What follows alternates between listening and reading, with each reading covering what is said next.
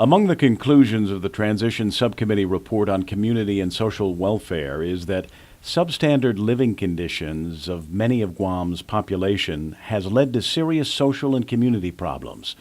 Poverty, concludes the report, has led to unprecedentedly high rates of homelessness, crime, domestic violence, and child abuse on Guam, spanning all ethnicities. The committee felt that Guam's middle class is being severely challenged, and many middle-class families are slipping into the lower and lowest levels of economic despair. Guam is quickly becoming a mini third-world island where the gap between the haves and the have-nots is becoming larger and larger. The subcommittee was led by Dedido Mayor Melissa Savarez, who says that they were referring to the kinds of substandard housing found in developments like Gil Breeze and Gil Baza, and even Chamorro Land Trust properties which lack infrastructure. The area where there are low to no income families living there and the quality of life that they receive, they seem like they are in a third world country when they're in those small isolated pocket areas.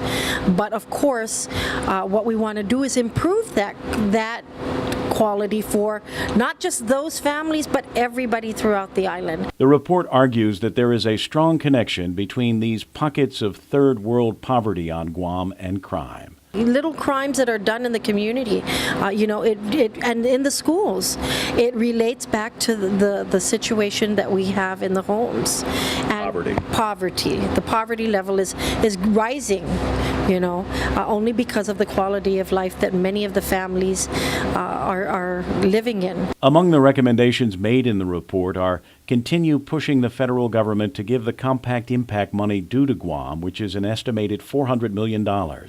The new administration should also encourage the federal government to allow FSM citizens in the DoD educational system and to be allowed to use the Naval Hospital instead of GMH.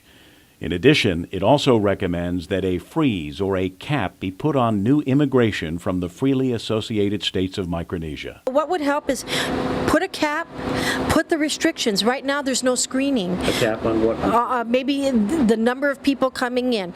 If you're going to come to Guam, these are the certain things that you need to come for.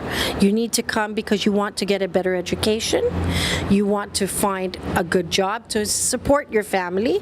You want to come to Guam to provide a better living condition for your families. But Savarez says the poverty and crime is not isolated to the immigrant Micronesian community alone, but a reflection of a culture of dependency. FAS is a large number.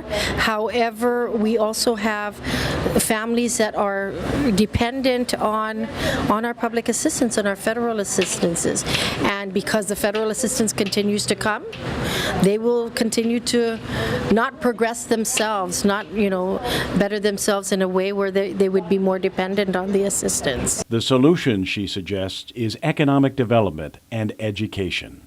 It's not to degrade anybody or stereotype a certain group or ethnic group.